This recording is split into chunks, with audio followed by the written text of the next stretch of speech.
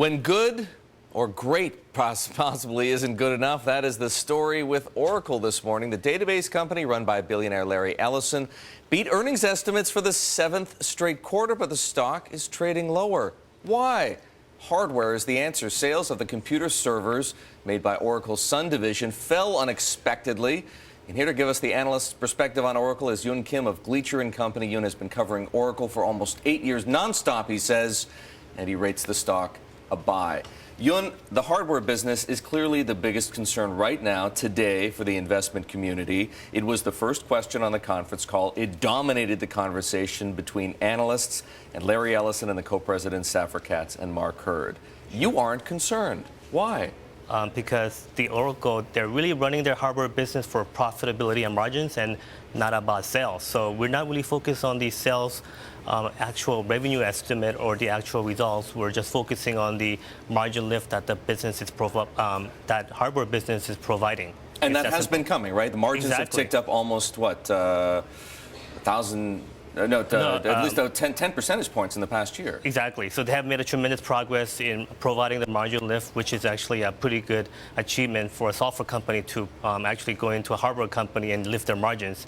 And that's really the focus of their acquisition, was try to lift the margins of that business. It's not about the sales at all. So you believe Mark Hurd, the former CEO of HP, on the conference call last night saying this is absolutely part of a plan. We are not going to go for what he called valueless revenue. If the margin isn't there, we're not giving enough to the shareholder. Exactly. They've been clear from day one, since the announcement of the acquisition, that they wanted to focus on improving margins and terminating all these unprofitable relationships that they had with other resellers, and then also eliminating a lot of these unprofitable products and services. Okay. It sounds great, but it appears as though Oracle doesn't quite have control over its own story, because the thing that people may be more concerned with is the fact that they missed their own guidance on hardware for the second quarter in a row. Does that not give you pause? Sure. So that is actually some concern for some of the investors out there, but you got to understand that it is pretty choppy.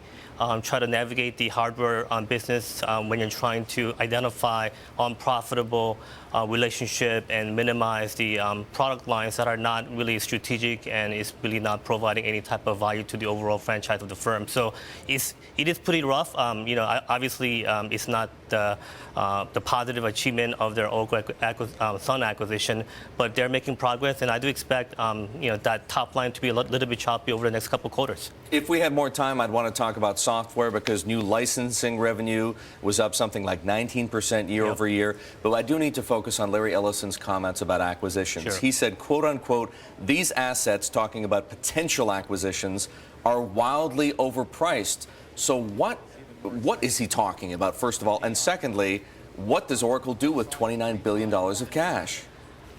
So Oracle has done a tremendous job of making strategic acquisition and using that to show incremental growth. That's part of their overall growth strategy.